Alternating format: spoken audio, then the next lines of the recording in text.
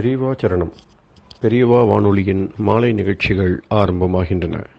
இன்றைய எமது நிகழ்ச்சிகள் நித்திய குரு பாதுகா பூஜா, ஸ்ரீ ரா கணபதி அவர்கள் எழுதிய புத்தகத்தின் ஒளிவடிவம், ஆன்மீக உரை, மகா பெரியவா மகிமை, உபன்யாசம். பெரியவா சரணம்.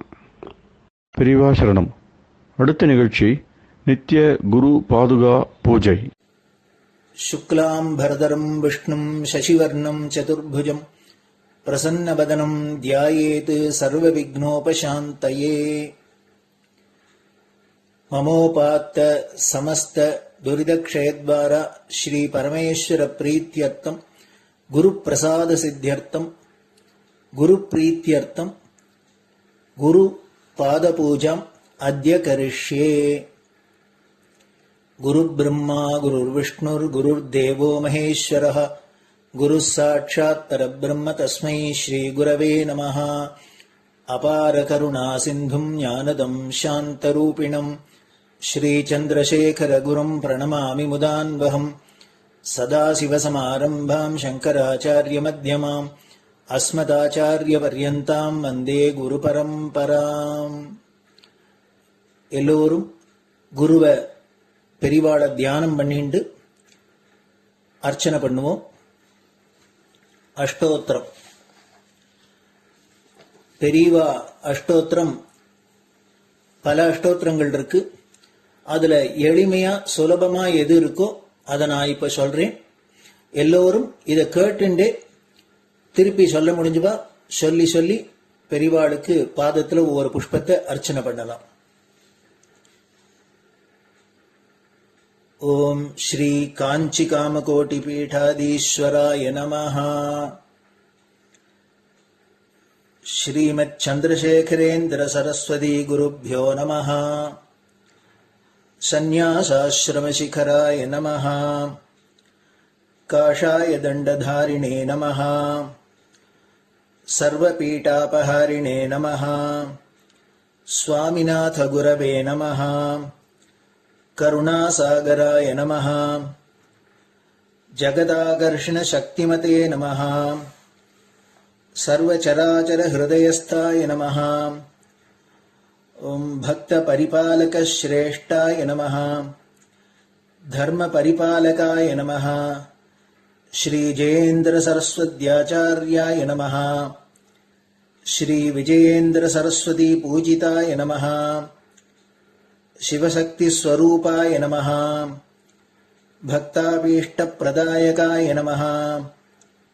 ब्रह्मण्य पोषकाय नमः. ब्रह्म विष्णु शिवैक्य स्वरूपाय नमः. कांची क्षेत्रवासाय नमः. कैलाश शिखरवासाय नमः. स्वधर्म परिपोषकाय नमः. चातुर्वर्ण संरक्षकाय नमः. लोकरक्षण संकल्पाय नमः. ओम ब्रह्मनिष्ठापराय नमः. सर्वपापहराय नमः. धर्मरक्षक संतुष्टाय नमः. भक्तार्पितधन स्वीकर्त्रे नमः. सर्वोपनिषत् सारज्ञाय नमः. सर्वशास्त्रगम्याय नमः. सर्वलोक पितामहाय नमः. भक्ताभीष्ट प्रदायकाय नमः. ब्रह्मण्य पोषकाय नमः. नानाविध पुष्पार्चितपताय नमः. रुद्राक्ष क्रीडधारिणे नमः. भस्मोद्दोलित विग्रहाय नमः. सर्वज्ञाय नमः. सर्वचराचर व्यापकाय नमः. अनेक शिष्य परिपालकाय नमः. मनश्चाञ्चल्य निवर्तकाय नमः. अभयहस्ताय नमः. भयापहाय नमः. यज्ञपुरुषाय नमः. यज्ञानुष्ठान रुचिप्रदाय नमः. यज्ञसम्पन्नाय नमः. यज्ञसहायकाय नमः. यज्ञफलदाय नमः. यज्ञप्रियाय नमः. उपमानरहिताय नमः. स्फटिक तुलसी रुद्राक्ष हारधारिणे नमः. चातुर्वर्ण समदृष्टये नमः. ऋग्यजुस्साम अथर्वणादि चतुर्वेद संरक्षकाय नमः.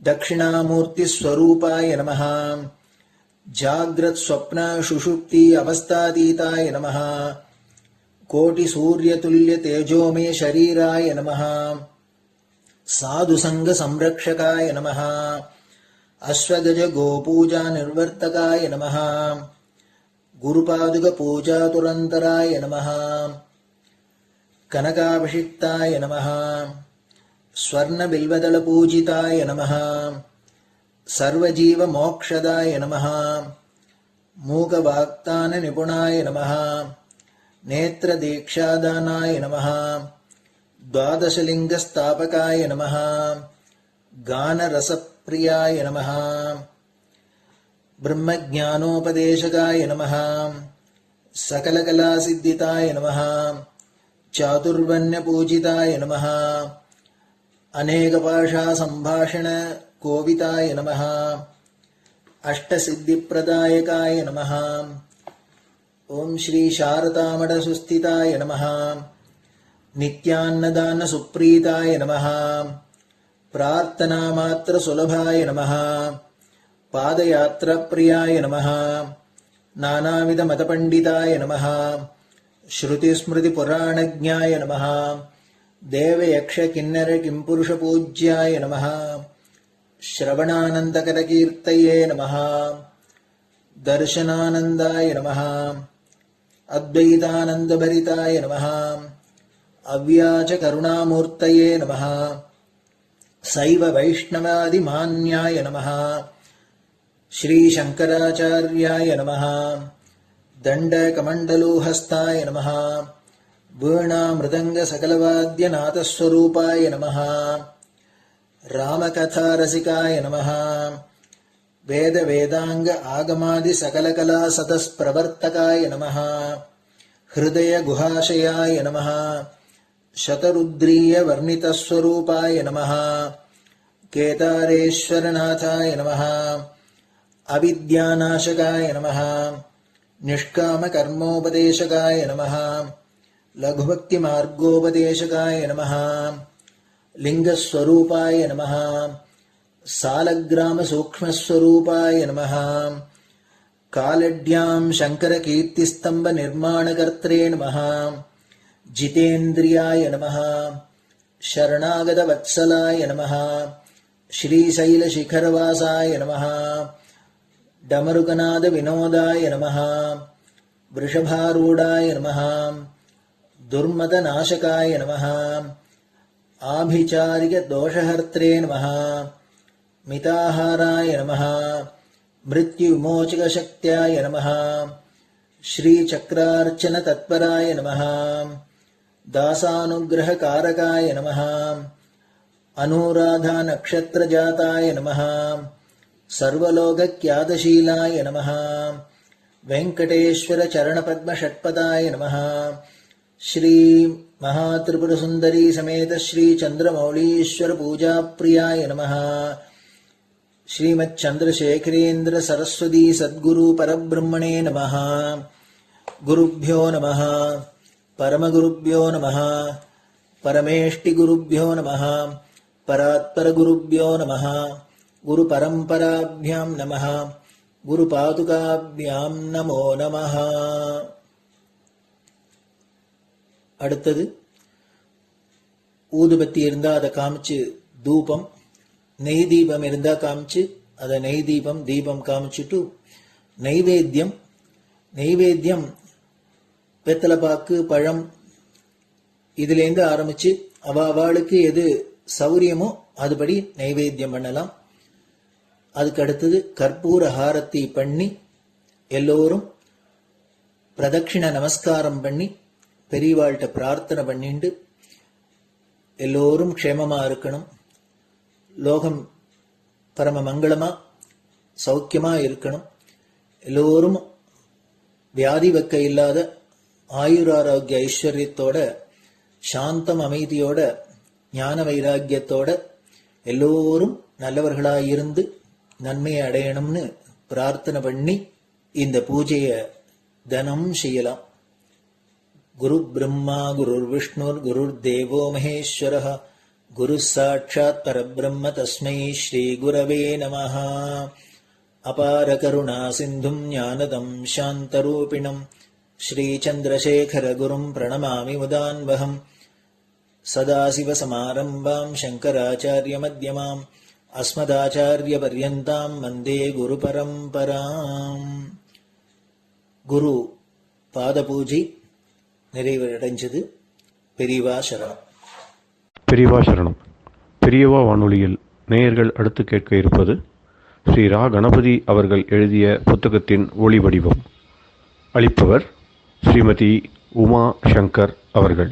தேனினும் இனிய சொல்லான் தீச்சுடர் மேனி கொண்டான் ஊனுயிர்க்குயிரதான ஒன்றினைக் கலந்து நின்றான் ஏனினிக் கவலை நெஞ்சே இன்றுனக் அருள் செய்தான் இஞ்ஞானவான் காமகோட்டி நாதனை நம்புவோமே.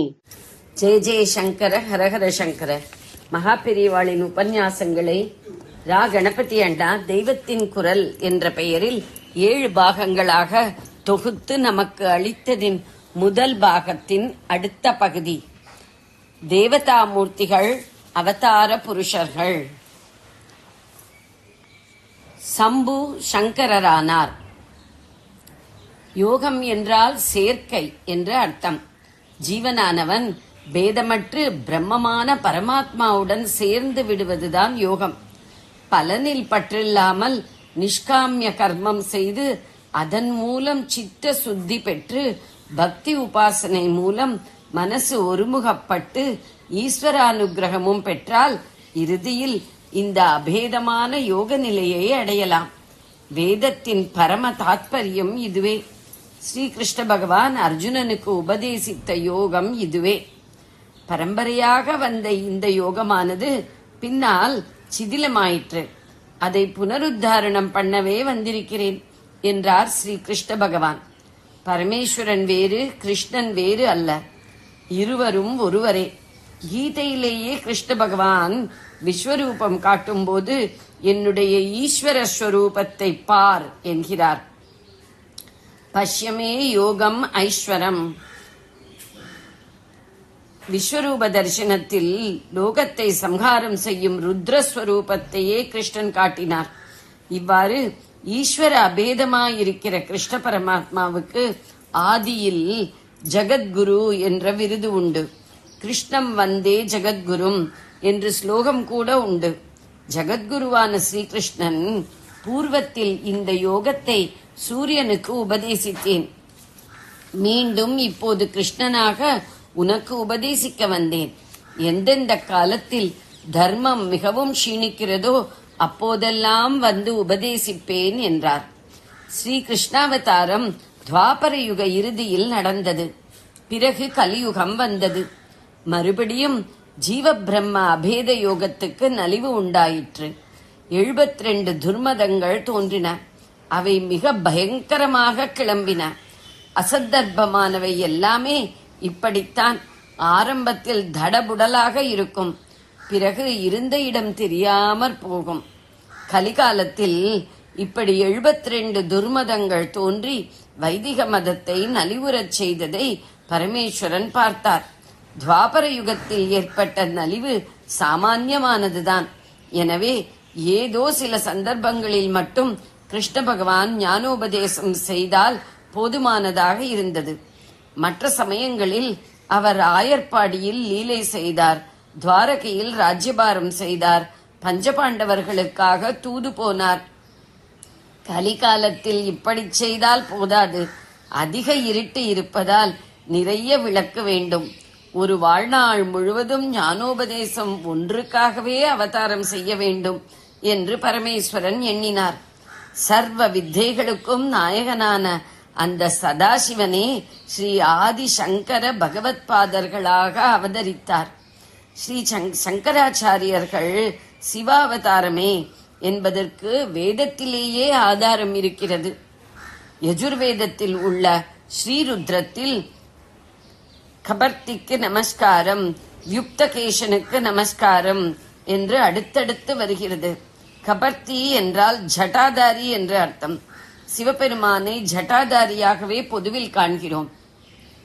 வியுக்த என்றால் வபனம் செய்து கொண்டாய் என்று அர்த்தம். யுக்தகேசன் என்றால் தலையை முண்டனம் செய்து கொண்டவன் என்று பொருள். ஜட்டாதாரியான சிவன் யுக்தகேசனாக இருந்தது எப்போது? ஸ்ரீ ஆதிசங்கராக இருந்த போதே.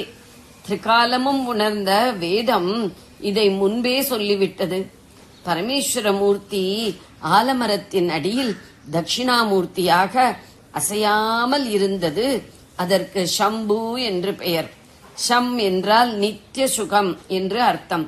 நித்திய சுகம் உற்பத்தியாகும் இடமே சம்பு. ஆனந்த ஊற்றே சம்பு. இந்த ஆனந்த ஊற்று இருந்த இடத்திலேயே இருக்கும். கண் பார்ப்பதில்லை, வாய் பேசுவதில்லை, உடம்பு அசைவதில்லை. ஒரே நிஷ்டை, சமாதி, மௌனம். ஆனால் அந்த மௌனத்திலிருந்தே சனகாதி யோகிகள் மகா உபதேசம் பெற்று தாங்களும் பிரம்மனிஷ்டை பெற்றனர். ஆனந்த ஊற்றை தேடிப்போய் இவர்கள் அதை மொண்டு குடித்தார்கள். மௌனம்தான் இவர்கள் பெற்ற மகா உபதேசம். அப்படி தேடி போகாத நமக்காக அந்த உத்கிருஷ்டமான மௌன நிலையை விட்டு ஜகத்குரு ஆதிசங்கர பகவத்பாதராக வந்தார் பரமேஸ்வரன். ஜெய ஜெய சங்கர, ஹரஹர சங்கர. பெரியவா சரணம். இந்நிகழ்ச்சியின் அடுத்த பகுதி நாளை மாலை இதே நேரத்தில் ஒளிபரப்பாகும். பெரியவா சரணம். பெரியவா சரணம். பெரியவா வானொலியில் நேயர்கள் அடுத்து கேட்க இருப்பது திரு கவிக்கண்ணன் அவர்களின் ஆன்மீக உரை. பெரியவா சரணம். ராம் ராம். ஸ்ரீ குருப்யோ நம. ஜெய ஜெய சங்கர, ஹர ஹர சங்கர.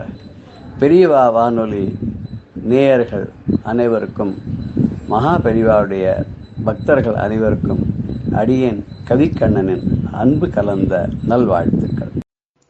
ஜெய ஜெய சங்கர, ஹர ஹர சங்கர. ஸ்ரீ குருப்யோ நம.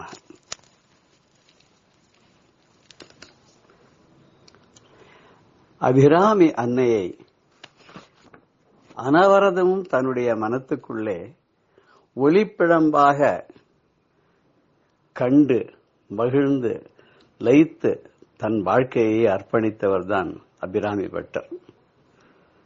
அவர் அன்னையை மிகவும் பிரகாசமாக தன்னுடைய மனதிலே பார்த்து கொண்டிருந்ததனால் அவருக்கு எப்பொழுதும் எல்லா நாட்களுமே பௌர்ணமியாகவே தெரிந்தது. இதை பற்றிய ஒரு விளக்கமான ஒரு கதையை கூட நாம் பிறகு அபிராமி அன்னையினுடைய அந்தாதியை விளக்கமாக பார்க்கும்போது பார்க்க இருக்கிறோம். இன்று நாம் எடுத்துக்கொண்டிருக்கக்கூடிய முதல் பாடலான உதிக்கின்ற செங்கதிர் உச்சித்தலகம் என்று ஆரம்பிக்கின்ற பாடல். இதிலே அன்னையை அவர் செக்கச் சிவேல் என்று பார்க்கின்றார். அம்பாள் பச்சை நிறம் உடையவள். அவளை எப்படி இவர் சிவப்பாக பார்க்கிறார்? உச்சி முதல் உள்ளங்கால் வரை அவர் பார்க்கும்போது பாதாதி கேசாந்தம், கேசாதி பாதாந்தம் பார்க்கும்போது பச்சையாக தெரிய வேண்டிய அம்பாள், பசுமையானவள், எப்படி இவருக்கு சிவப்பாக தெரிகிறாள்? ரொம்ப ஆச்சரியமா இருக்கிறது இல்லையா? பாடலை பார்ப்போமா? உதிக்கின்ற செங்கதிர் உச்சித்திலகம் உணர்வுடையோர் மதிக்கின்ற மாணிக்கம் மாதுளம் போது மலர்கமலை துதிக்கின்ற மின்கொடி மென்கடி குங்குமத்தோயம் என்ன விதிக்கின்ற மேனி அபிராமி என்றன் விழுத்துணையே. உதிக்கின்ற செங்கதிர் உச்சி திலகம் உணர்வுடையோர் மதிக்கின்ற மாணிக்கம் மாதுளம் போது மலர்கமலை துதிக்கின்ற மின்கொடி மென்கடி குங்கும தோயம் என்ன விதிக்கின்ற மேனி அபிராமி எந்தன் விழுத்துணையே என்கிறார். அம்பாள் அப்போது உதிக்கின்ற சிவந்த இளம் சூரியனைப் போல சிவப்பாகவும், சுமங்கலிகள் நெற்றி வகிட்டிலே அணிந்து கொள்ளக்கூடிய அந்த சிந்தூரம் என்பது போலவும், ஞானம் பெற்ற மாமுனிவர்கள் மகரிஷிகள் எல்லாரும் தன்னுள் உணர்கின்ற சிவந்த மாணிக்கக்கல் போன்றும் மலரும் தருவாயில் இருக்கக்கூடிய அந்த மாதுளம் பூவானது பசுமையும் சிவப்பும் கலந்த ஒரு ஷாமளா என்று சொல்லக்கூடிய வர்ணத்தோடு இருக்கக்கூடிய போலவும், தாமரை மலரிலே உரைகின்ற திருமகளை போலவும், பிரகாசமான மின்னல் கொடியை போலவும், மென்மையான வாசனை உடைய குங்கும கலவையை போலவும், அப்படி எல்லா சாஸ்திரங்களும் வேதங்களும் சான்றோர்களும் ஆன்றோர்களும் அந்த திருமேனியை போற்றி புகழ்கின்ற ஒப்புயர்வு இல்லாத ஒரு அபரிமிதமான அழகு பெட்டகமாக இருக்கக்கூடிய அந்த அம்பிகையை அபிராமிப்பட்ட தனக்கு என்றென்றும் சிறந்த துணை என்று சொல்லுகிறார்.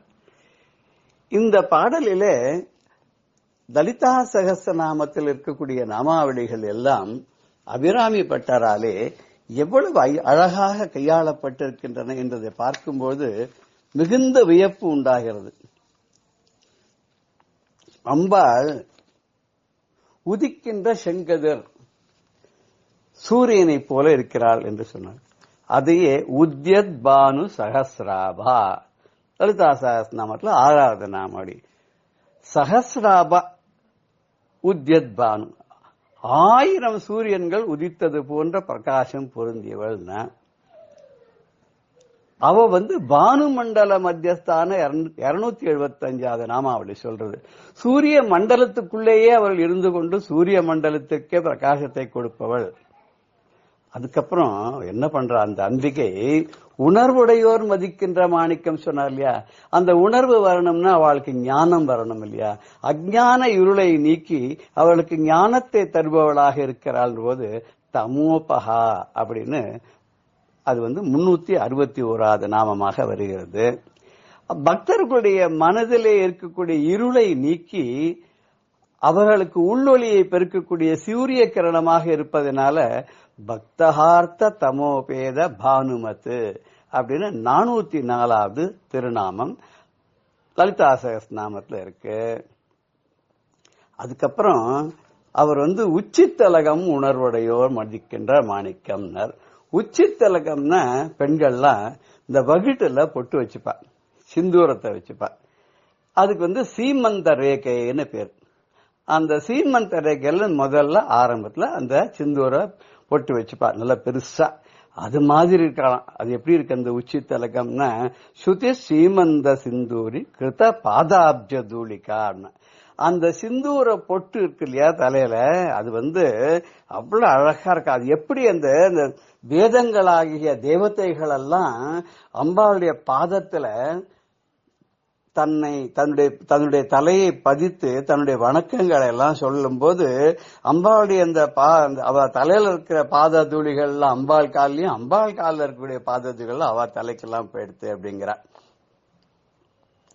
அப்படி அந்த பாத சரணங்கள்ல படுவதனால அந்த தூளியானது தலையிலையும் படுறது. அம்பாளுடைய பாதம் எப்படி இருக்குன்னா செம்பஞ்சு குழம்பனால அலங்கரிக்கப்பட்டிருக்கு. அப்ப அந்த பாத தூளிகள் சிவப்பு வண்ணமா இருக்கு. அது யாரெல்லாம் அவ காலில் விழுறாளோ அவ தலையெல்லாம் கூட அந்த உச்சியில் இருக்கக்கூடிய அந்த வகுடுல இந்த நிறமானது படுவதனால பல பெண்களுடைய தலையிலே சிரசிலே அந்த வகுடருடைய மனையிலே அந்த சிந்தூரம் அது விளங்குகிறது. அது அம்பாளுடைய பாதத்திலே வணங்கியதனால் ஏற்பட்டது. அது எப்படி பளபளன்னு இருக்குமோ அந்த மாதிரி அம்பாளுடைய முகம் இருக்கு அப்படின்னா. அதுக்கப்புறம் இன்னும் எப்படி இருக்கு அப்படின்னு கேட்டாக்க அவ செக்கச்செவேல்னு இருக்கா. செக்கச்செவேல்னு இருக்கா எப்படின்னா அவளுடைய வஸ்திரம் சிவப்பா இருக்கு, ஆபரணம் புஷ்பம் எல்லாமே செக்கச்செவேல்னு இருக்கு. அதனாலதான் சர்வாருணான பத்ராங்கினோட பின்னாடி வரப்போறது 49வது திருநாமம் சர்வாருணா அப்படின்னு அவ என்ன அர்த்தம்னா குங்குமத்தோயம் போல அந்த மேனி, அதாவது குங்கும கலவை சொல்றோம் இல்லையா, அந்த குங்கும குழம்பு போன்ற சிவந்த மேனியை உடையவளாக இருக்கின்றாள். இன்னொரு இடத்துல சொல்ல போற அவரு அவ அருணாருண கௌசும்ப வஸ்திரபாசத் கட்டி தட்டி அப்படின்னு சொல்ல போறார். அது சொல்லும் போது அந்த நாமாவளிக்கு அவர் அவ செக்க சிவந்த பட்டாடையை கட்டி கொண்டிருக்கான்னு சொல்ல போறார். இங்க மேனியே சிவப்பு அப்படின்னு சொல்றார். அதுக்கப்புறம் அடுத்த நாமாவளி என்னன்னு பார்த்தோம்னா, அம்பாள் மாதுளம் போது அப்படின்னு சொல்றார். மாதுளம் போதுன்னா மலர். மாதுளம் பூவினுடைய மலரானது மொட்டிலிருந்து அது மலராக விரியும் போது ஒரு பசுமையிலிருந்து ஒரு சிவந்த நிறமாக காணப்படும். அது எப்படி இருக்கோ அதே மாதிரி கிட்டத்தட்ட அந்த நிறம். அது சிவப்பும் இல்ல பச்சை இல்லைன்னு இருக்கலாம், ஷாமா. அதுக்கு தாடிமி குசும பிரபா அப்படின்னு சொல்லி 560வது நாமாவளி சொல்றது. அதுக்கப்புறம் அம்பாள் தாமரை மலர் போல இருக்கான்னு. தாமரை மலர் போல இருக்கிறாள், மலரும் தருவாயில் உள்ள பூவை போல இருக்கிறாள், தாமரையில் உரைகின்ற அலைமகளை போல இருக்கிறாள் என்றெல்லாம் சொல்லும்போது பத்ம ராக சமப்பிரபா அப்படின்னா தாமரையினுடைய சிவப்பு நிறத்திற்கு சமமான காந்தி உடையவளாக இருக்கிறாள். அப்புறம் அம்பாள் என்ன புஷ்பம் போட்டுருக்கா அப்படின்னு கேட்டாக்க, அவ இந்த ஷண்பகப்பூ செக்கச்சிவந்த ஷண்முக புஷ்பத்தை போட்டு இருக்காளாம். அதுவும் சிவப்பா இருக்குன்னா ஜபா புஷ்ப நிபாகிருதி அப்படின்னா செம்பருத்தி பூனுடைய நிறத்தை போல இருக்காளாம். இந்த செம்பருத்தி பூ பார்த்தா தெரியும். இப்ப நிறைய பலவிதமான வண்ணங்கள் எல்லாம் வந்திருக்கு. ஒரிஜினலா செம்பருத்தி பூ செக்கச்சவேல்னு இருக்கும். அந்த செம்பருத்தி பூ போல அம்பாள் சிவப்பா இருக்குன்னா ஜபா புஷ்ப நிபாகிருதி அப்படின்னு ஒரு நாமாவளி இருக்கு. இது 766வது நாமாவளி. அதுக்கப்புறம் அம்பாளை மின் கொடின்னு சொன்னார். மின்னல் கொடி போல பளிச்சன 2 மேகம் இடிச்சுக்கும் போது ஏற்படுற அந்த மழை காலத்தில் ஏற்படக்கூடிய அந்த மின்னல் இருக்கு, அது தட்டில்லதா அப்படின்னு சொல்லுவோம் இல்லையா.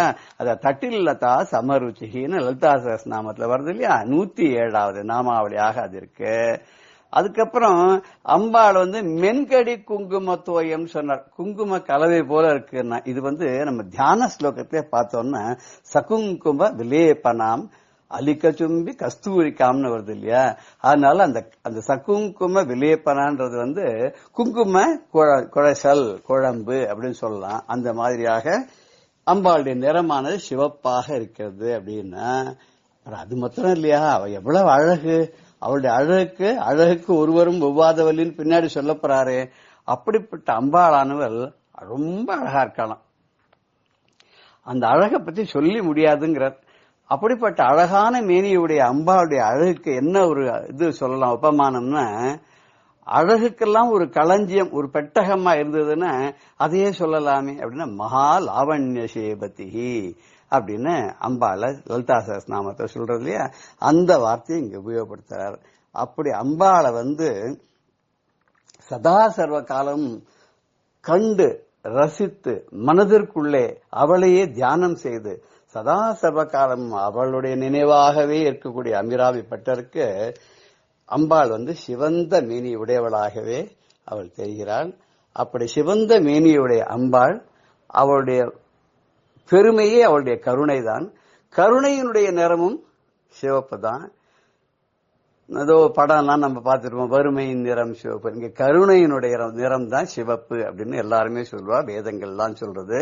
ரொம்ப கருணை மிக்கவர்னு என்ன அர்த்தம்னா அவர் சிவந்த, அதாவது ரத்த ஓட்டம் நிறைய இருக்கக்கூடிய ஹிருதயத்தை உடையவர்கள் அப்படின்னு அர்த்தம். அம்பாளுக்கு யார் மேல கருணை வரும்னா பக்தர்கள் மேல கருணை வரும். தன்னுடைய அடியார்கள் என்றும் சுகமாக இருக்க வேண்டும், கட்டமே படக்கூடாது அப்படின்னு எப்பப்பும் அப்படியே நினைக்கக்கூடியவர்.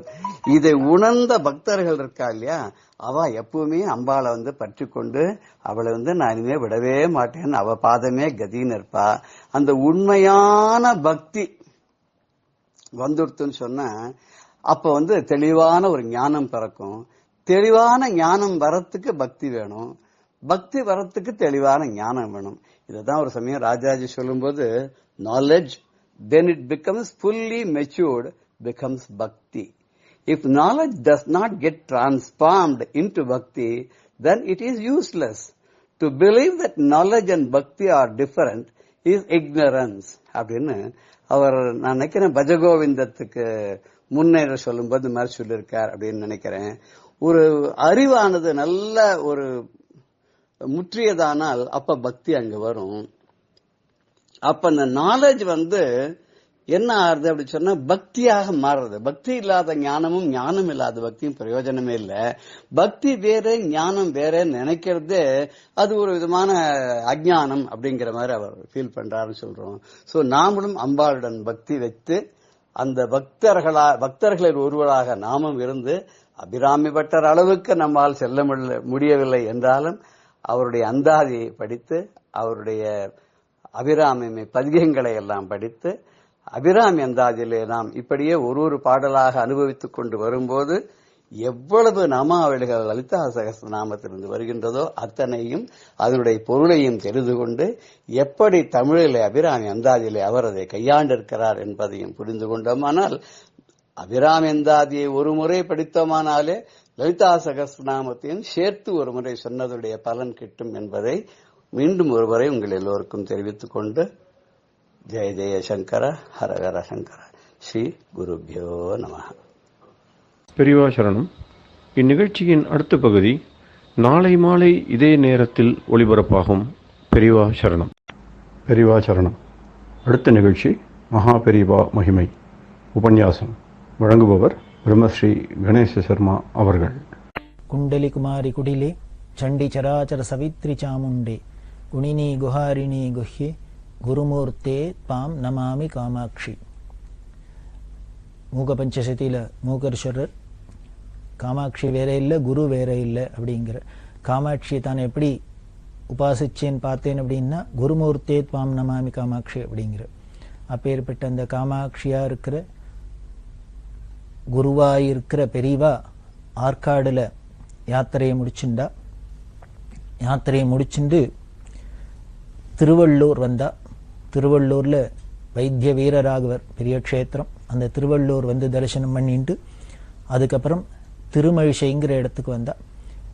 இந்த திருவள்ளூர்ல பெரியவா ஒரு முக்கியமான விஷயம் பண்ணினா, சமூக திருப்பணி பண்ணினா. என்ன அப்படின்னா அன்னதான சிவன் அப்படிங்கிற ஒரு உத்தமர் இருந்தார் அப்படிங்கிறத பார்த்தோம். பெரியவாள்கிட்ட ரொம்ப பிரியம். லட்சக்கணக்கான பேருக்கு அன்னதானம் பண்ணியிருந்தார். அவர் கும்பகோணத்தில் இருந்த தேப்பெருமாநல்லூர் அன்னதான சிவன் அப்படின்னு சொல்லுவா. அந்த அன்னதான சிவன் காலகதி அடைஞ்சார், காலமானார். காலமான அவர்கிட்ட அவரோட சொத்தா 100 சில்லர் ரூபாய் இருந்தது. அதை திருச்சியில ஒரு பக்தர்கிட்ட கொடுத்து வச்சிருந்தார். இந்த அன்னதான சிவன் காலமானோன்னு அந்த 100 சில்லர் ரூபாய், 160 ரூபாயோ 116 ரூபாயோ ஏதோ ஒண்ணு, அதை கொண்டு வந்து அந்த திருச்சிக்காரர் என்ன பண்ணினார், பெரியவாள்கிட்ட கொடுத்தார். இது அன்னதான சிவன் கடைசியா அவர்கிட்ட இருந்தது, எங்கிட்ட கொடுத்தார். அதை என்ன பண்றதுன்னு தெரியல, பெரியவாள்கிட்ட அர்ப்பணம் பண்றேன், இந்த பெரியவா உபயோகப்படுத்தணும் அப்படின்னு.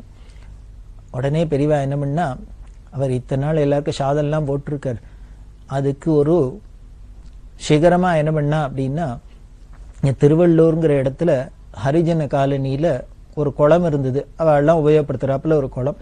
ஆனா அந்த குளம் ரொம்ப சிதலமா இருந்தது, போய் இறங்கி இறங்கி உபயோகப்படுத்த முடியாத இருந்தது. அதனால இந்த அன்னதான சிவனோட அந்த கடைசி பணத்துல அந்த திருவள்ளூர்ல ஹரிஜன காலனியில இருந்த குளத்தெல்லாம் தூர்வாரி சரி பண்ணி கொடுத்து அவ உபயோகப்படுத்த முடியுமா இருக்கட்டும், தீர்த்த கைங்கரியமும் பண்ணினதா இருக்கட்டும், பூர்த்த தர்மமும் அன்னதான சிவன் பண்ணினதா இருக்கட்டும்னு வச்சா போல இருக்கு பெரியவா. அப்படி திருவள்ளூர்ல அப்படி பெரியவா அந்த ஹரிஜன காலனியில குளத்தெல்லாம் புனரமைச்சு கொடுத்து அந்த ஜனங்களுக்கு எல்லாம அனுகிரகம் பண்ணினா. இப்படி திருவள்ளூர்லாம் பார்த்துட்டு பெரியவா திருமழிசைங்கிற இடத்துக்கு வந்தா. ஆழ்வார்கள்ல திருமழிசை ஆழ்வார் அவதாரம் பண்ணின ஸ்தலம். வைஷ்ணவாளுக்கு ரொம்ப உயர்ந்த முக்கியமான க்ஷேத்திரம். அதே மாதிரி சைவர்களுக்கும் உயர்ந்த க்ஷேத்திரம். அந்த ஊர்ல சுவாமி சிவங்கோவில் இருக்கு, மனோனுகூலேஸ்வரர் அப்படின்னு பேரு. தமிழ்ல ஒத்தாண்டேஸ்வரர் அப்படின்னு சொல்றா. திருமழிசையில போறதையே பார்த்தாலே வலது பக்கம் பெரிய குளத்தோட இருக்கு. சுவாமி குளிர்ந்த நாயகி அப்படின்னு சொல்றா. அது சீதளாம்பிகா மனோனுகூலேஸ்வரர். மனோனுகூலேஸ்வரர் அப்படின்னா நம்ம மனசுக்கு அனுகூலமா இருந்து அனுகிரகம் பண்றவர் அப்படின்னு அர்த்தம். நமக்கு ரொம்ப முக்கியம் அதானே. நாம ஒண்ணு நினைக்க தெய்வம் ஒண்ணு நினைச்சது, நாம ஒண்ணு கேட்க அது ஒண்ணு கொடுத்தது அப்படின்னு இல்லாத, நாம என்ன நினைக்கிறோமோ என்ன ஆசைப்படுறோமோ அதையே அனுகிரகம் பண்றாப்புல நமக்கு பிடிச்சாப்புல நம்ம மனசுக்கு அனுகூலமா நடந்துக்கிறது தானே. எப்பொழுதுமே நமக்கு மனசுக்கு அனுகூலமா இருந்தாலே அவள்கிட்ட நமக்கு ரொம்ப பிரியம் ஜாஸ்தி இருக்குமே. அதே மாதிரி இந்த திருமழிசையில இருக்கிற சுவாமி மனோனுகூலேஸ்வரர் எப்படி இருக்காருன்னா, பக்தாளுக்கு அவளுக்கு மனசறிஞ்சு அவளுக்கு பிரியமானதையே அனுகிரகம் பண்றாராம். சொல்றாரு, எண்ணிய நான் எண்ணியவார் எமக்கருளும் தெய்வம் அப்படின்னு அவர் பாடுறாப்புல இந்த சுவாமி திருமழிசையில மனோனுகுலேஸ்வரர் அதெல்லாம் தரிசனம் பண்ணிட்டு பெரியவா பூந்தமல்லிக்கு வந்தா. பூவிருந்தவல்லின்னா அதுவும் பெரிய க்ஷேத்திரம். பூந்தமல்லியில தரிசனம் பண்ணிட்டு பெரியவா கோயம்பேடுங்கிற இடத்துக்கு வந்தா. இப்போ சென்னையோட ஒரு பகுதியா இருக்கு. அந்த காலத்துல அதெல்லாம் ஒரு கிராமமாவே இருந்திருக்கு. இந்த கோயம்பேடுக்கு அதுக்கு பிரசித்தம் என்ன அப்படின்னா குஷலவபுரின்னு பேரு. இந்த குஷலவன் அப்படின்னாலே எல்லாருக்கும் தெரிஞ்சிருக்கும், ராமரோட குழந்தை குஷன் லவன் அப்படின்னு இவா இருந்த இடம். அதனால குஷலவபுரின்னு பேரு. அது மறி இப்ப கோயம்பேடா இருக்கு. இங்க இப்போ சிவன் கோவில் இருக்கு, பெரிய சிவன் கோவில் இருக்கு, பக்கத்திலேயே பெருமாள் கோவில் இருக்கு. குஷலவபுரீஸ்வரர் அப்படின்னே சுவாமிக்கு பேரு. இது இந்த குஷலவர்களால பிரதிஷ்டை பண்ணப்பட்ட சிவலிங்கம், அதனால குஷலவபுரீஸ்வரர்னு பேரு. பக்கத்திலேயே பெருமாள் கோவில். இதுக்கெல்லாம் சாட்சியா அந்த பெருமாள் கோவில்ல பார்த்தீங்கன்னா வால்மீகி, சீத, குஷன், லவன் இவாளோட சந்நிதி இருக்கு. ராமாயணத்துல தெரியும், ராமர் சீதையை தியாகம் பண்ணி வால்மீகி ஆசிரமத்துல கொண்டு விட்டார். அங்க கர்ப்பிணியா இருந்த சீதையை அங்க கொண்டு தியாகம் பண்ணி அங்க விட, அப்புறம் அங்க குழந்தை பிறந்து வால்மீகியால வளர்க்கப்பட்டு அவளுக்கு ராமாயணம் சொல்லி தரப்பட்டு பிற்காலத்துல ராமரோட அஸ்வமேத யாகத்திலேயே வந்து அவர் ராமாயணத்தை கானம் பண்ண அப்படின்லாம் நாம பார்க்கிறோம். அதே மாதிரி தான் இங்கேயும் வால்மீகி ஆசிரமா இருந்திருக்கும் போல இருக்கு. வால்மீகி இருக்கார், சீதை மட்டும் இருக்கார், ராமரை காணும். பக்கத்துல குஷலவர்களும் இருக்கிறாப்புல இருக்கு. அதாவது குஷலவபுரி அப்படின்னு சொல்றதுக்கு சாட்சியா இந்த சான்றெல்லாம் கிடைக்கிறது. அப்படி குஷலவன் பூஜை பண்ணின இடம் குஷலவபுரி, அதுதான் கோயம்பேடா இருக்கு. இந்த கோயம்பேடுக்கு வந்தா இந்த 1930 கோயம்பேடு வரைக்கும் வந்திருக்கா. திருவள்ளூர் வந்திருக்கா, திருமழிசை வந்திருக்கா, பூந்தமல்லி வந்திருக்கா, கோயம்பேடு வந்திருக்கா. ஆனா பட்டணத்துக்குள்ள மெட்ராஸ்க்குள்ள வரல. அதுக்கப்புறம் இன்னும் 2 வருஷம் கழிச்சு தான் 32ல தான் வரப்போறா மெட்ராஸ்க்கு. அப்படி கோயம்பேடு வரைக்குமே முதல்ல வந்துட்டு போயிட்டா 30ல. அப்புறம் அங்கேருந்து பக்ஷி தீர்த்தம் திருக்கழுக்குன்றம் வந்தா. திருக்கழுக்குன்றம் பெரிய க்ஷேத்திரம். வேதகிரீஸ்வரர்னு சுவாமி பேர். பரத்வாஜர்னு ஒரு மகரிஷி. அவர் காலங்காலமா வேதத்தை படிச்சுட்டே இருந்தார், அத்தியனம் பண்ணியிருந்தார். அவர் பார்த்து, இத்தனை நாள் படிச்சோம், இன்னமும் பாக்கி இருக்கே, இன்னும் வேதம்னா இன்னும் எத்தனை இருக்கும், நம்ம இத்தனை நாள் படிச்சிருக்கோம், இன்னும் வேதம் முடியலையா அப்படின்ட்டு. அதனால பிரம்மாட்ட பிரார்த்தனை பண்ண. பிரம்மா வந்தார், கேட்டார், ஈஸ்வரன்ட்ட கேட்டார், நான் எவ்வளவு படிச்சிருக்கேன், இன்னும் எவ்வளவு பாக்கி இருக்கு அப்படின்னார். உடனே பிரம்மா என்ன பண்ண அப்படின்னு கையை காமிச்சார். ஒரு பெரிய இத்தாப்புல மலை சிருஷ்டியாச்சு. உடனே என்ன பண்ண, அந்த மலையிலேருந்து ஒரு புடி மண்ணை எடுத்து பரத்வாஜர்ட்ட காமிச்சார். பரத்வாஜர்ட்ட சொன்னார், நீ எவ்வளவு படிச்சேன்னு கேட்கறியே, படிச்சது இன்னும் கையில் எடுத்திருக்கே, இந்த அளவு படிச்சிருக்க, இன்னும் படிக்க வேண்டியது அதோ பாக்கி இருக்கு பாரு அந்த மலையில, அவ்வளவுன்னு. பரத்வாஜருக்கு ஆச்சரியமா போயிடுத்து. என்னையா அது, நாம இத்தனை நாள் படிச்சுட்டோம், நிறைய படிச்சுட்டோம், மலை அளவுக்கு படிச்சிருப்போம்னா, படிச்சது என்னன்னா கையில பிடிச்ச அளவுக்கு இருக்கு, படிக்க வேண்டியது என்னன்னா மலை அளவு இருக்கு. நம்ம தமிழ்ல ஒரு பழமொழிக்கோ இல்லையோ, கற்றது கைமண் அளவு, கல்லாதது உலகளவு அப்படின்னு சொல்றாளே, இதனாலதான் வந்ததோ என்னமோ தெரியல. அப்படி அப்ப பிரம்மா அப்படி சிருஷ்டி பண்ணினாரு. இந்த வேதத்துல பாக்கி இதுதான் பெரிய மலையா இருக்கு, அதுல இருந்து ஒரு படி தான் எடுத்து பண்ணிருக்க அப்படின்னு. அப்படி அந்த வேதத்தையே மலையா சிருஷ்டி பண்ணினாலேயே அந்த ஊருக்கு பேர் திருக்கழுக்குன்றம். வேதகிரீஸ்வரர்னு சுவாமிக்கு பேர். வேதமே அந்த ஊர்ல மலையா இருக்கு. அதனால பெரியவா இந்த ஊருக்கு வந்து வேதகிரீஸ்வரர் தரிசனம் பண்ணிட்டு அந்த வேத மலையை பிரதட்சணம் பண்ணணும், கிரி பிரதட்சணம் அப்படின்னு. நாமெல்லாம் கிரி பிரதட்சணம் ரோடு வீடெல்லாம் போட்டு லைட்லாம் போட்டு சௌக்கியமா இருக்கிற இடத்துல போய் கிரி பிரதட்சணம் பண்ணிட்டு வருவோம். அதுவே நமக்கு சிரமமா இருக்கும். ஆனா பெரியவா பண்ணின கிரி பிரதட்சணம்லாம் ஆச்சரியமா இருக்கும். திருவண்ணாமலையில கிரி பிரதட்சணம் பண்ணினா, கடலாடிங்கிற இடத்துல அங்க பர்வத மலைன்னு இருக்கு, அங்க கிரி பிரதட்சணம் பண்ணினா, இந்த திருக்கழுக்குன்றத்துல வேதகிரிய பிரதட்சணம் பண்ணினா, காளஹஸ்தியில போய் கிரி பிரதட்சணம் பண்ண போறா. இப்படி எங்கெங்கெல்லாம் மலை இருக்கோ அந்த இடத்துல பண்ணுவா. இந்த கிரி பிரதட்சணம் திருக்கழுக்குன்றத்திலையும் பண்ணினா, ஏன்னா வேதமே மலையா இருக்கு, அதனால இதைத்தான் முக்கியமா பிரதட்சணம் பண்ணும் அப்படின்ட்டு இந்த கிரி பிரதட்சணம் பண்ணா. அப்படி பெரியவா பண்றதே எல்லாரும் வரா. ஏதாவது சொல்லிட்டு போகணுமே, நாமாவை சொல்லிட்டு பகவான் நாமாவை சொல்லிட்டு போகணுமே. அதனால தேவ தேவ மகாதேவ தேவ தேவ மகாதேவ அப்படின்னு சொல்லிட்டே வந்தா. உடனே பெரியவா சொல்றா, அதுல சின்னதா ஒரு மாத்தமும் பண்ணிங்கோ, தேவதேவ மகாதேவ சொல்லுங்க பகவான் நாமா. அதே மாதிரி என்ன சொல்லணும், தேவதேவ மகாதேவங்கிறப்பல வேத வேத மகாவேத அப்படின்னு. மகாதேவ அப்படியே வார்த்தை எழுத்த லெட்டர் அப்படி இப்படி மாத்தினா மகாதேவவா இருக்கு. மகாதேவ மகாவேத ரெண்டும் ஒன்னாவே இருக்கு. அதாவது வேதமே தான் அவன், அவனே தான் வேதம் அப்படிங்கிறப்பல இருக்கு. அதுவே இங்க கிரியாவும் இருக்கு, மலையாவும் இருக்கு, வேதகிரீஸ்வரா இருக்கார். அதனால வேத வேத மகாவேத தேவதேவ மகாதேவ வேத வேத மகாவேத தேவதேவ மகாதேவன்னு இந்த நாமாவை சொல்லிண்டு மந்திரத்தை சொல்லிட்டு பெரியவா கிரி பிரதட்சணம் பண்ணினா. திருக்கழ் குன்றம் தரிசனம் பண்ணி கிரி பிரதட்சணம் பண்ணிட்டு அப்படியே பெரியவா யாத்திரையை தொடர்ந்து 1931ஆம் வருஷம் செங்கல்பட்டுக்கு வந்தா. செங்கல்பட்டுல தங்கி இருக்கிறதே தான் ஒரு முக்கியமான ஒரு நிகழ்வு. பால் பிரெண்டன் அப்படின்னு ஒரு மேல்நாட்டு தத்துவ ஞானி. அவர் சர்ச் இன் சீக்ரெட் இந்தியா அப்படின்னு ஒரு புஸ்தகம் எழுதியிருக்கார். அந்த தத்துவ ஞானியா இருந்ததுனால அவருக்கு இந்த ஆன்மீகத்துல நாட்டம் இருந்ததுனால அதெல்லாம் பத்தி ரிசர்ச் பண்ணி ஆராய்ச்சியெல்லாம் பண்ணி எழுதினார். அதில் நமது சனாதன மதம், நமது பாரத கலாச்சாரம், அதில் உள்ள அந்த வேதகால ரிஷிகள், அவளோட வாழ்க்கை, அவளோட ஞான நிலை, இதெல்லாம் பத்தி தெரிஞ்சின்றவர் ஏதோ எந்த காலத்திலயோ இருந்தது இந்த அப்படின்லாம் சொல்றா.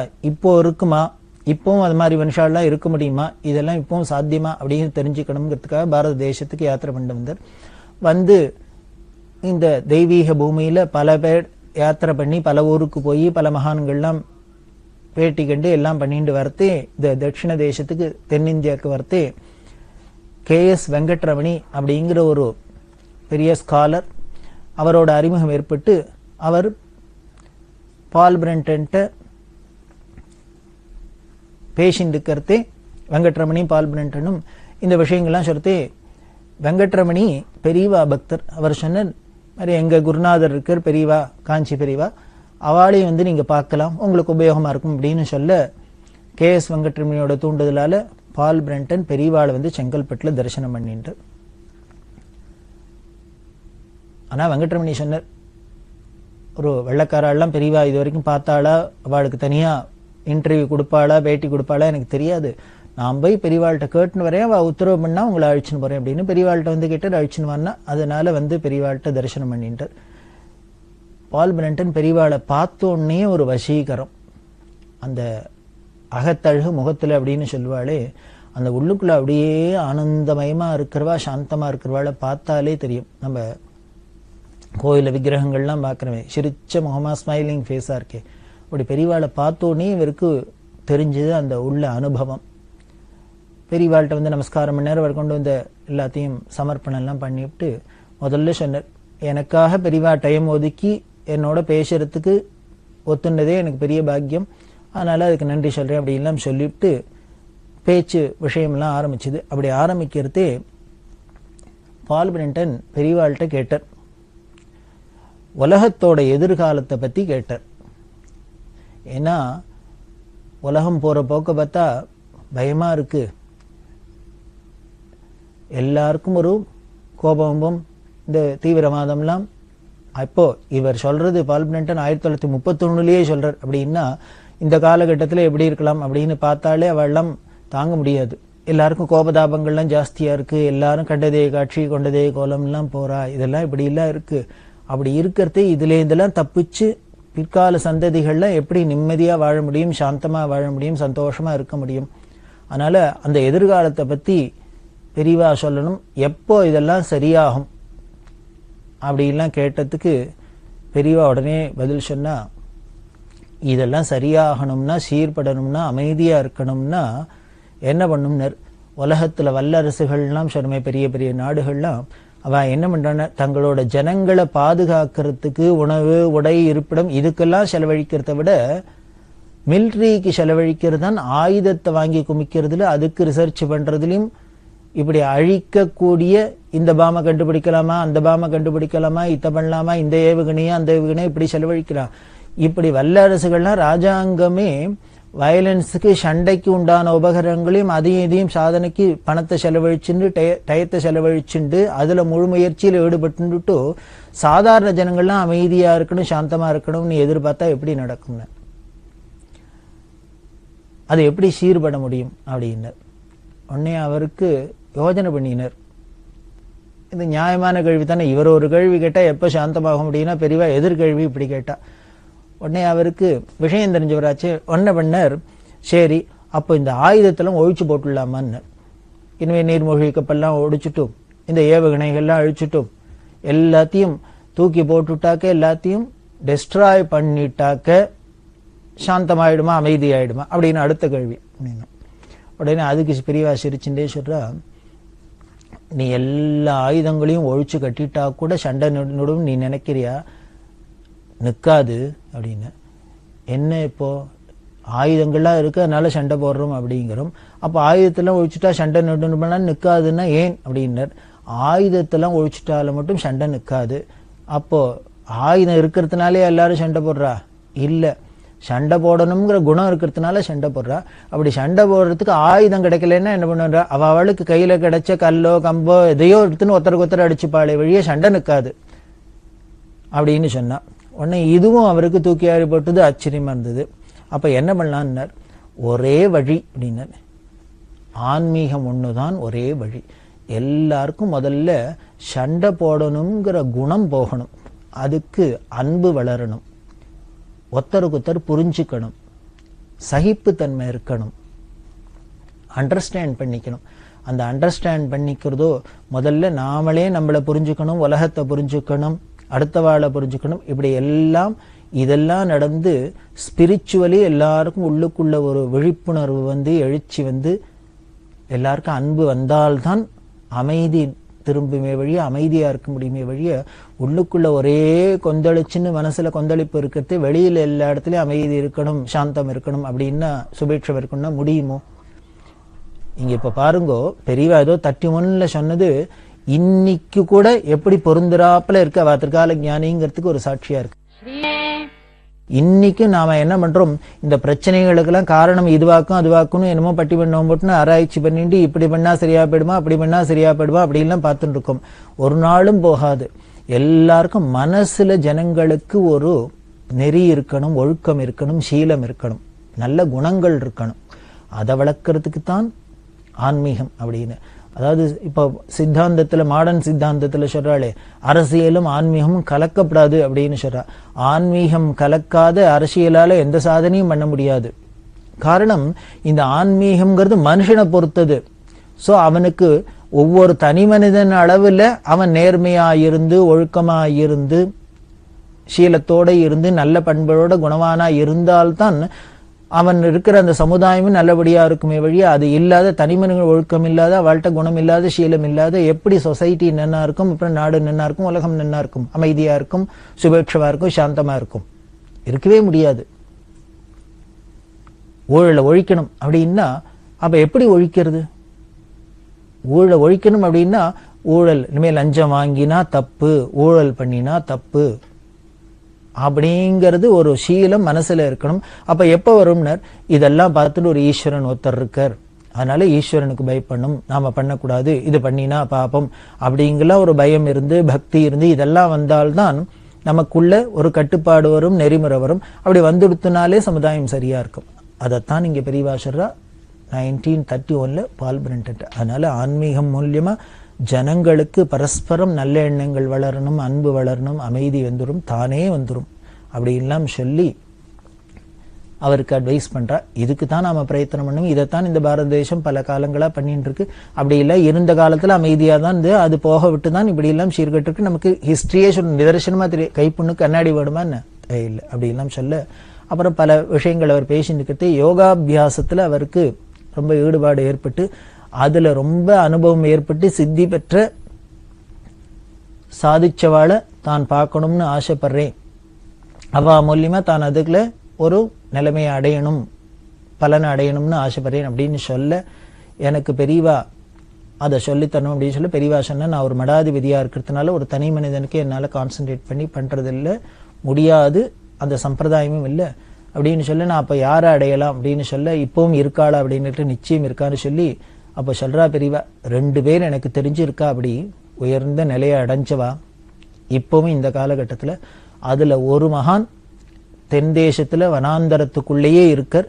அவர் ஒன்ன மாதிரி ஒரு தனி மனுஷாளுக்கு, ஒரு வெள்ளக்கார ஆளுக்கெல்லாம் அவர் கொடுத்து கான்சென்ட்ரேட் பண்ணி உனக்கு அனுகிரகம் பண்ணுவாரா என்னன்னு எனக்கு தெரியாது, ஏன்னா அவர் அப்படியே ஆத்மாராமனா இருக்கிறவர் அப்படின்னு சொல்ல. அப்ப இன்னொருத்தர் யாரு அப்படின்னா, இன்னொருத்தர் நாட்டுக்குள்ளேயே தான் இருக்கார், திருவண்ணாமலைங்கிற இடத்துல இருக்கார், மகரிஷின்னு அவரை சொல்லுவா.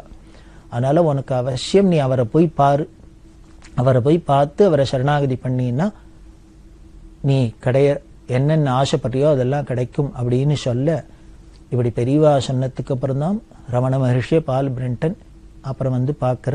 அப்புறம் பால் பிரிண்டன் ரமண மகர்ஷிக்கு எப்படி ஆத்மார்த்த சிஷ்யராக இருந்து எப்படியெல்லாம் அடைஞ்சார் அப்படிங்கிறது அது அவரோட சரித்திரத்திலேருந்து தெரியுது. இப்படி ரமண மகர்ஷிகள்கிட்ட பால் பிரிண்டனை போக முடியுமா உபதேசம் பண்ணினது பெரியவா தான். பெரியவாளுக்கு ரொம்ப நன்றி தெரிவிச்சார். பெரியவாளோட இந்த தரிசனமே எனக்கு பரம பாக்கியம் அப்படின்னு சொல்லிட்டு அவர் தன்னோட இடத்துல வந்து தங்கறதுக்கு வர, ராத்திரி காரில் வரத்தே செங்கல்பட்டுலேருந்து மெட்ராஸுக்கு வரத்தே வெங்கட்ரமணிகிட்ட ரொம்ப பெரியவாளை பற்றி சொல்லிகிட்டே வர்றார். என்னால் மறக்கவே முடியாத நிகழ்ச்சியாக இருக்குது, மறக்கவே முடியாத அனுபவமாக இருக்குது அப்படின்னு சொல்லிட்டு பெரியவாள்கிட்ட அது ஆனந்தத்தை அடிச்சுட்டு தன்னோட இருப்பிடத்துக்கு வர. இருப்பிடத்துக்கு வந்தால் அதில் ஒரு ஆச்சரியம் என்னென்னா, அதுக்கு 2 நாள் சுவாமிநாதன் ஒரு சுப்பிரமணியம் அப்படின்னு ஒரு பக்தர் ரமண மகர்ஷியோட சிஷ்யர், அவர் வந்து இந்த பால் பிரிண்டை மட்டும் கேள்விப்பட்டு நீங்கள் இது மாதிரி ஆன்மீகத்தில் ஏதோ குருவை தேடி நிற்கலே எங்கள் மகர்ஷி வந்து பாருங்க அப்படின்னு சொல்ல, அப்போ பால் பிரிண்ட்னு சொல்லியிருக்கேன். இல்லை நான் போய் செங்கல்பட்டில் பெரியவாளை பார்த்துட்டு நான் ஊருக்கு போகிறேன், என்னோட நாட்டுக்கு போகணும், இப்போ டைம் இல்லை, அடுத்த நேரம் வரத்தை பார்க்கலாம் அப்படின்னு அவர்கிட்ட சொல்லியிருந்தார். அந்த சுப்பிரமணியத்தை அவர் கூப்பிடுறதே இவர் வரலன்னு சொல்லிட்டார். ஆனால் இப்போ செங்கல்பட்டுக்கு வந்தால் பெரியவா நீ அவரை பார்த்துட்டு தான் போகணும், அவரை பார்க்காத ஊருக்கு போகமாட்டேன்னு சொல்லுன்னு சொல்லியிருக்கா. அப்படி வாக்கு கொடுத்துட்டதுனால இப்போ ரமண மகர்ஷியை பார்த்தே ஆகணும். இப்போ வரத்தே சொன்னேன் வந்தார். இந்த சுப்பிரமணியம் தான் நீ கூப்பிட்டு நான் வேண்டான்னு சொன்னேன், ஆனால் பெரியவாளோ இப்போ அவரை பார்த்துட்டு போங்கிற மகர்ஷியை, இப்போ சுப்பிரமணியத்தை எப்படி தேடுறதுன்னு தெரியல அப்படின்னு சொல்லிட்டு தன்னோட விடுதிக்கு வந்தால் சுப்பிரமணியம் அங்கே உட்காந்துட்டு இருக்க. பால் பிரிண்டனுங்க ஆச்சரியமா இருக்கு. அதான் ஈஸ்வர சங்கல்பம், நியதி அப்படிங்கிறது. உடனே உங்க குருவை தானே மகரிஷின்னு சொல்ல, ஆமாம் அப்படின்னு. சரி, என்னோட ப்ரோக்ராம்லாம் மாற்றினுட்டு மகரிஷியை போய் பார்த்துட்டு நாளைக்கு ஏற்பாடு பண்ணி திருவண்ணாமலைக்கு போகிறோம், ரமண மகரிஷியை பார்த்துட்டு நான் அப்புறம் ஊருக்கு போகிறேன் அப்படின்னா சுப்பிரமணியத்துக்கு சந்தோஷம். இவர் போய் படுத்துட்டுக்கே ராத்திரி அவரோட ரூமில் பால் பண்ணுற ரூமில் ஒரே இருட்டாக இருக்குது. திடீர்னு பார்த்தா உடம்புல ஏதோ மின்சாரம் பஞ்சாப்பில் முழிச்சுன்னு பார்த்தா எய்த்தாப்பில் கால் மாட்டில் சின்னதாக ஒரு லைட் ஒளிச்ச மாதிரி. அந்த வெளிச்சத்தை உத்து பார்த்தா அதில் சிரிச்சுன்னு செங்கல்பட்டில் பார்த்த பெரியவாளோட திருமுகம் அப்படியே கிட்டக்க நகர்ந்து வராப்பில் இருக்குது. வந்து அப்போ பெரியவா சொல்றா, தாழ்மையோடு இரு, நீ கேட்டதெல்லாம் கிடைக்கும், நீ நினச்சதெல்லாம் கிடைக்கும் அப்படின்னு சொல்லி ஆசீர்வாதம் பண்ணிட்டு போகிறாப்பில். அவர் சொல்கிற இதை வர்ணிக்கிற, எங்கேயோ செங்கல்பட்டில் பார்த்தது தன்னோட அறையில் வந்து ராத்திரி பெரியவா ஜோதி ஸ்வரூபமாக தரிசனம் கொடுத்து திருப்பி எனக்கு கன்ஃபார்ம் பண்ணுறா, அனுகிரகம் பண்ணுறா. இது வந்து நான் ஏதோ கண்ட கனவெல்லாம் இல்லை, நிஜமாக நிதர்சனமாக பார்த்தது. காரணம், என் உடம்புல மின்சாரம் பயிராப்பில் இருந்தோன்னே முழிச்சுன்னே எய்த்தாப்பில் அந்த வெளிச்சம் தெரிஞ்சு அது கொஞ்சம் கொஞ்சமாக நகர்ந்து வந்து பெருசாகி அதில் பெரியவா விருவம்லாம் தெரிஞ்சுது. இதான பேயா பிசாஷா ஏதோ கற்பனையானு இது கனவா நினைவான்னு என்ன டெஸ்ட் பண்ணிக்கிட்டா என்னை கிள்ளி பார்த்துட்டேன். மணியை பார்த்தா கடிகாரத்தை பார்த்தா ரேடியம் 2:45 காமிச்சுது. பெரியவா பிரத்யக்ஷமா எனக்கு வந்து அங்கே திருப்பி ஜோதிஸ்வரூபமா தரிசனம் கொடுத்து அனுகிரகம் பண்ணா. அப்படின்னு அருணாச்சலமா திருவண்ணாமலைக்கு போனாலும் இந்த ஜோதியாக தானே இருக்கா, அது பெரியவா தானே, ஈஸ்வரன் தானே. அப்படி வந்து இந்த பால் பிரிண்டனுக்கு அதிசயமா தன்னோட அவரோட இடத்துக்கே வந்து திருப்பி பெரியவா அனுகிரகம் பண்ணினா. இப்படி அந்த பால் பிரிண்டனோட அனுபவம் இப்படி செங்கல்பட்டில் பெரியவா யாத்திரையில் இருக்கா, மேலே தொடர்றது. பெரியவா சரணம். இந்நிகழ்ச்சியின் அடுத்த பகுதி நாளை மாலை இதே நேரத்தில் ஒளிபரப்பாகும். பெரியவா சரணம். பெரியவா சரணம். அடுத்த நிகழ்ச்சி திருவாசக இன்னிசை. வழங்குபவர் ஸ்ரீ சத்குருநாத தேசிகர் அவர்கள். பெரியவா சரணம். திருச்சிற்றம்பலம். சுட்டறுத்தல் வெள்ளந்தாள் விரிசடையாய் விடையாய்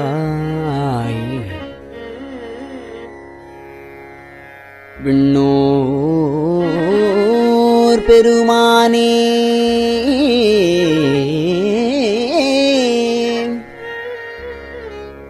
வெள்ளந்தாள் விரிசடையாய் விடையாய் விண்ணோர் பெருமானே எனக் கேட்டு வேட்ட நெஞ்சாய்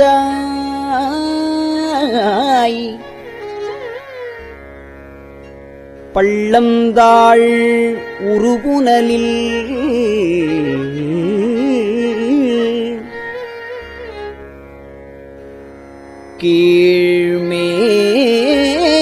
கீழ்மேலாகப் பதைத்து உருகும் அவர் நிற்க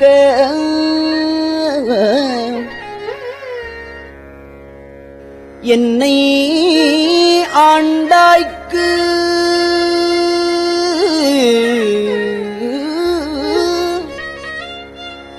உள்ளம்தாள் நின்று உச்சி அளவும் நெஞ்சாய் உருகாதா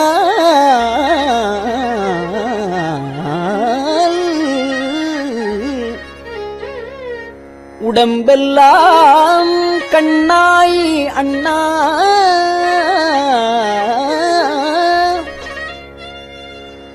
வெள்ளம்தான் பாயாதால் நெஞ்சம் கல்லாம்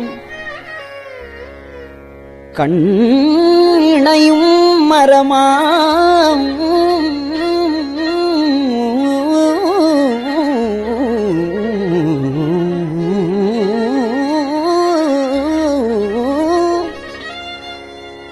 கண்ணினையும் மரமாம் தீவினையினேற்கே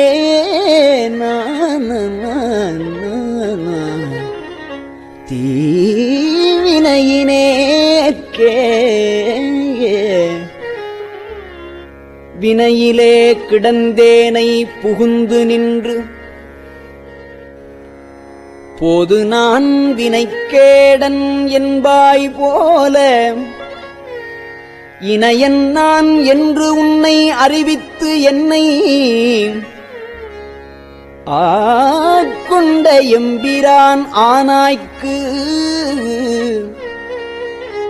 இரும்பின் பாவை அணைய நான் பாடேன் இரும்பில் பாவை அணைய நான் பாடேன் நின்று ஆடேன் அந்தோ அலறிடேன் உலரிடேன் ஆவிசோரேன் முனைவனே முறையோ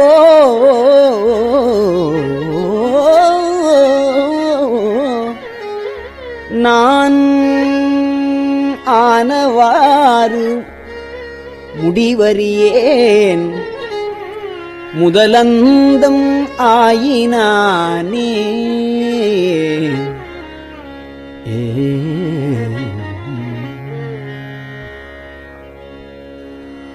ஆயனான் மறையவனும் நீயேயாதல் அறிந்து யான் யாவரினும் கடையனாய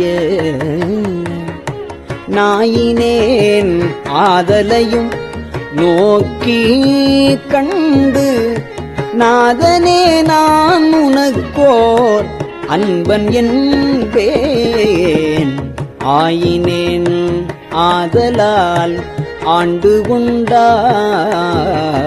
அடியாதாம் இல்லையே அன்றி மற்றோர் பேயனேன் இதுதான் நின் பெருமை அன்றே எம்பெருமான் என் சொல்லி பேசுகேனே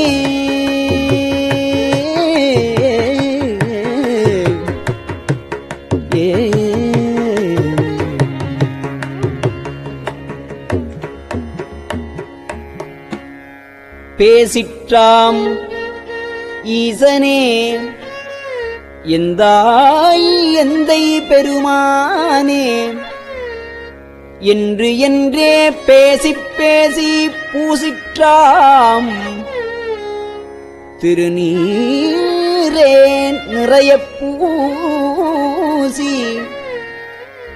போற்றி எம்பெருமானே என்று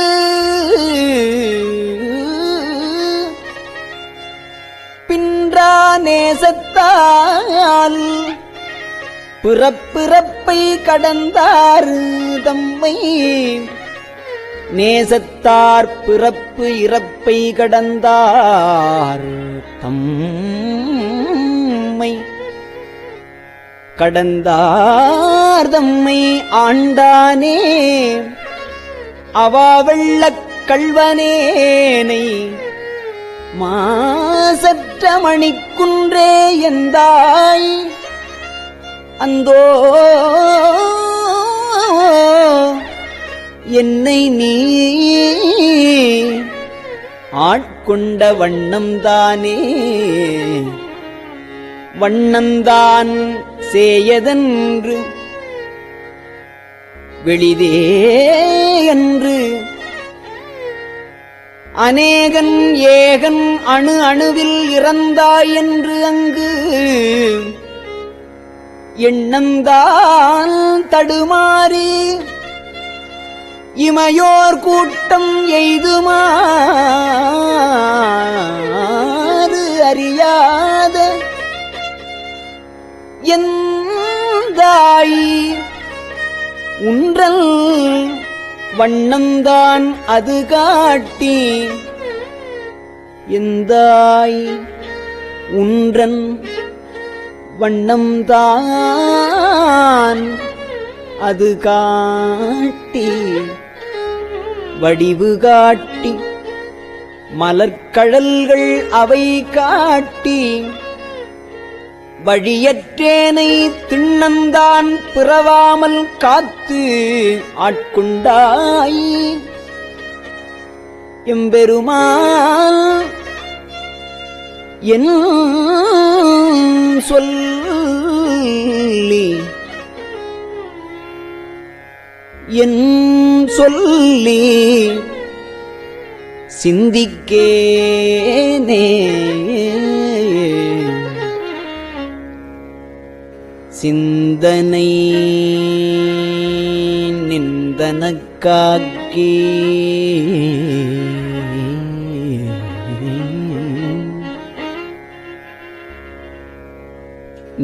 நாயினேன் தன் கண்ணினை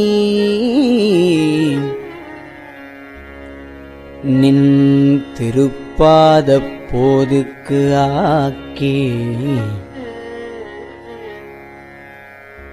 வந்தனையும் அம்மலர்க்கே ஆக்கி வாக்கு உன் மணிவார்த்தைக்கு ஆக்கி ஐம்புலன்கள் ஆர வந்தனை ஆட்கொண்டு உள்ளே புகுந்த இச்சைமால் அமுதப் பெருங்கடலே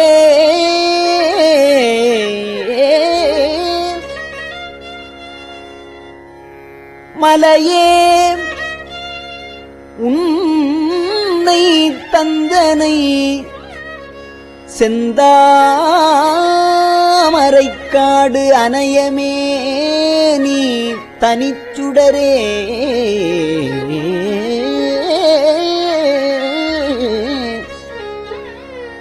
இரண்டும் இலி இத்தமியனேற்கே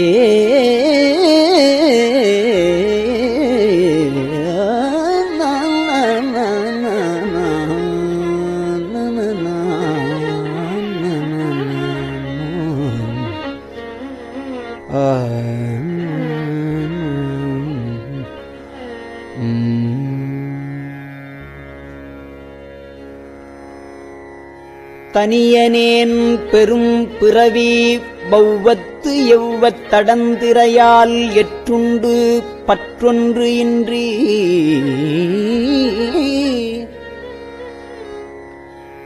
கனியை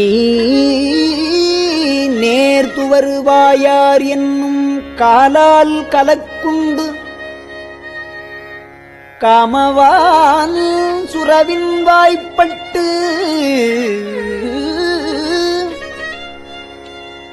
இனி என்னே உய்யுமாறு என்று என்று என்று எண்ணி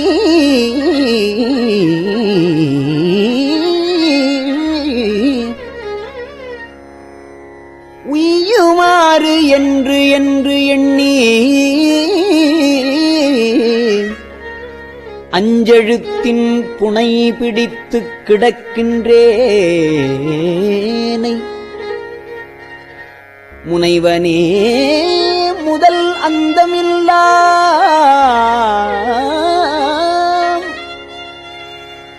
முனைவனே முதல் அந்தம் இல்லாமல்லற்கரை காட்டி ஆட்கொண்டாய் மூர்க்கனேற்கே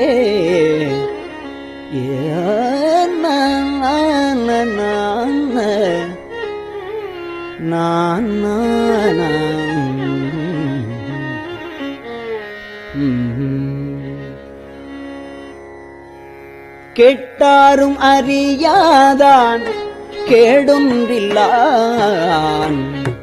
கேட்டாரும் அறியாதான் கேடொன்று இல்லான் கிளையிலான் கேளாதே எல்லாம் கேட்டான் கேட்டாரும் அறியாதான் கேடு ஒன்றில்லான் கிளையிலான் கேளாதே எல்லாம் கேட்டான் நாட்டார்கள் விழித்திருப்ப ஞாலத்துள்ளே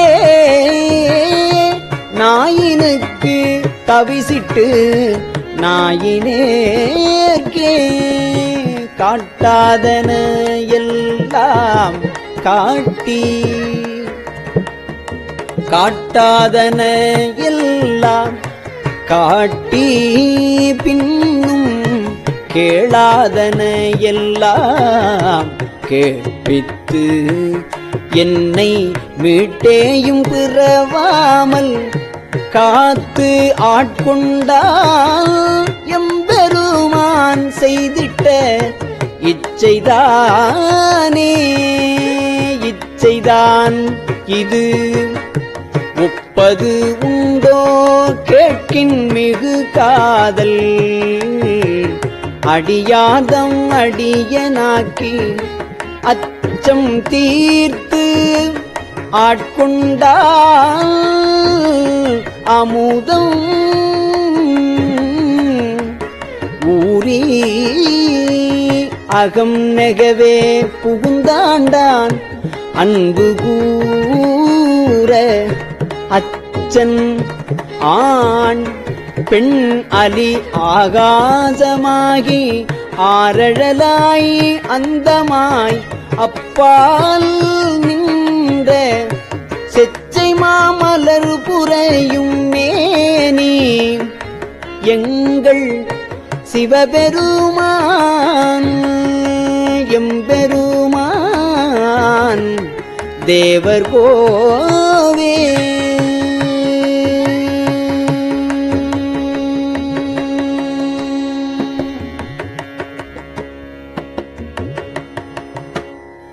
தேவர்கோ அறியாத தேவதேவன்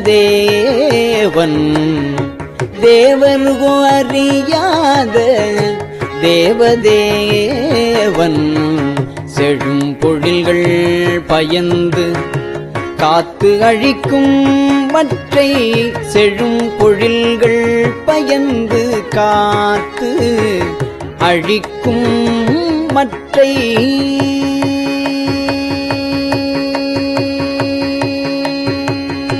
மூவர் கோனாய் நின்ற முதல்வன் மூர்த்தி மூதாதை மாதாளும் பாகத்து எந்தை யாவர்கோன் என்னையும் வந்து ஆண்டு உண்டான் யாவர்கோன் என்னையும் வந்து ஆண்டு கொண்டான் யாமார்க்கும் குடியல்லோம் யாதுமஞ்சோம் யாமார்க்கும் குடியல்லோம் யாதுமஞ்சோம் மேவினோம் அவன் அடியார் அடியாரோடும் மேன்மேலும் குடைந்தாடி ஆடுவோமே மேவினோம் அவனடியார்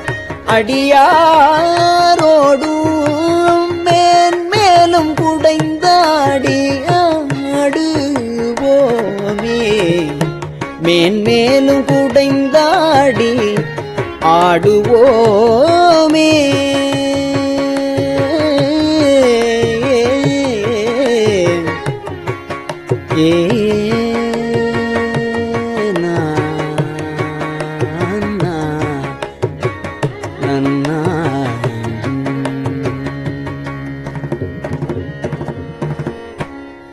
திருச்சிற்றம்பலம்.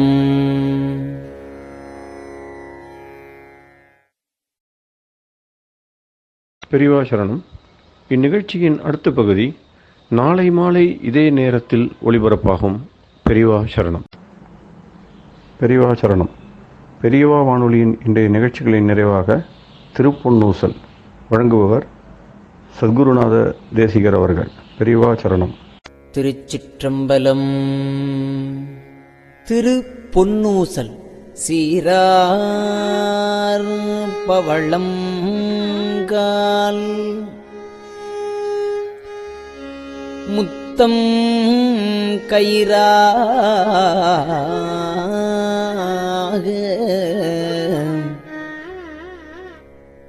ஏறாரும் பொற்பலகை ஏறி இனிதமர்ந்து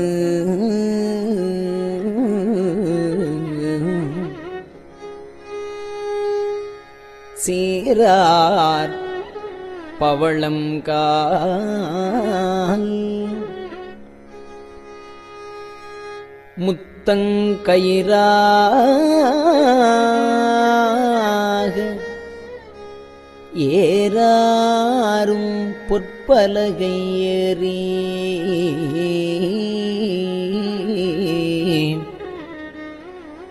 இனிது அமர்ந்து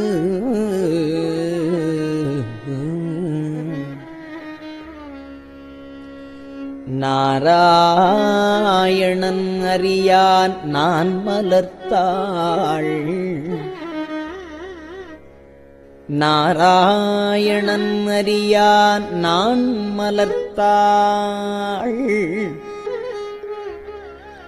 நாயடியேற்கு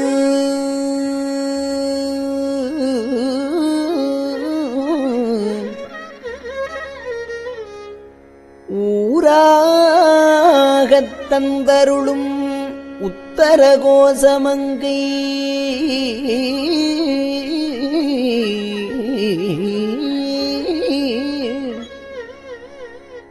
ஆராமுதின்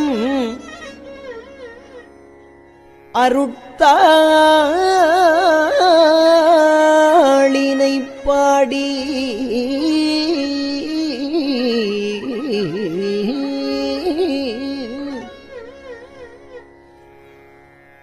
உத்தரகோசமங்கை ஆராமுதில் அருள்தாளினைப் பாடி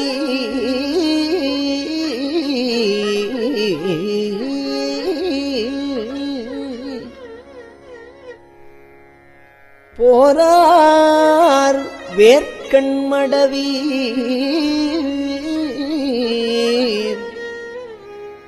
பொன்னூசல் ஆடாமோ போரார் வேர்க்கண்மடவி பொன்னூசல் ஆடாமோ.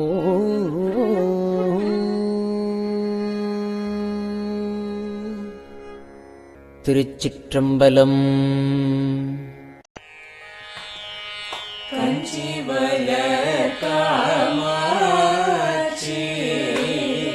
தங்குழந்தாய் சங்கரரே கஞ்சிவல காமாட்சி தங்குழந்தாய் சங்கரரே குரு சந்திர சந்திரசேகரரே உறங்கிடுவீர்களே உறங்கிடுவீர்களே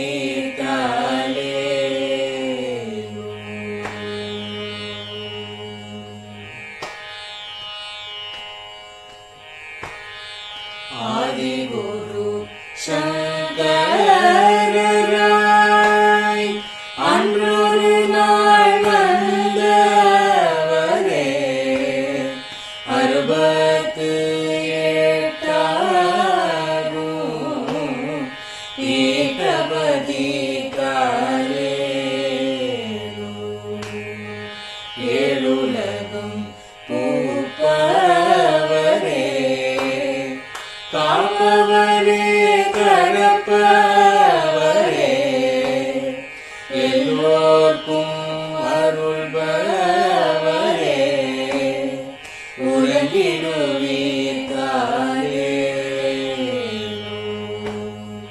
அயனுடனே மாலவனோ தேடிய பொற்பதத்தவரே அருமறைகள் சாற்றும் முயல் மலர்பதமே காலே முக்தி நிலை எய்திடவே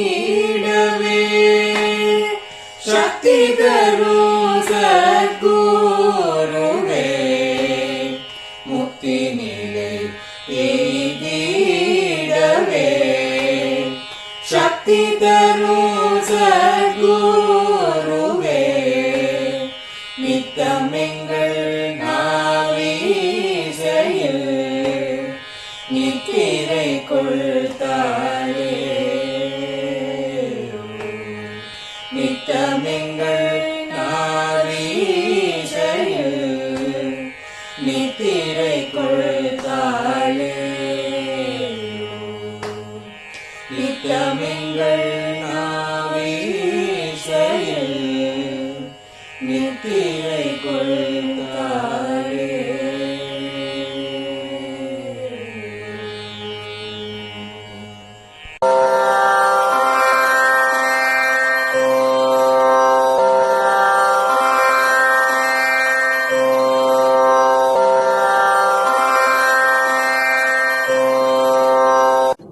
பெரியவா சரணம். பெரியவா வானொலியின் மாலை நிகழ்ச்சிகள் இத்துடன் நிறைவடைகின்றன. எமது அடுத்த ஒளிபரப்பு நாளை காலை இந்திய நேரப்படி 6 மணிக்கு துவங்கும். பெரியவா சரணம்.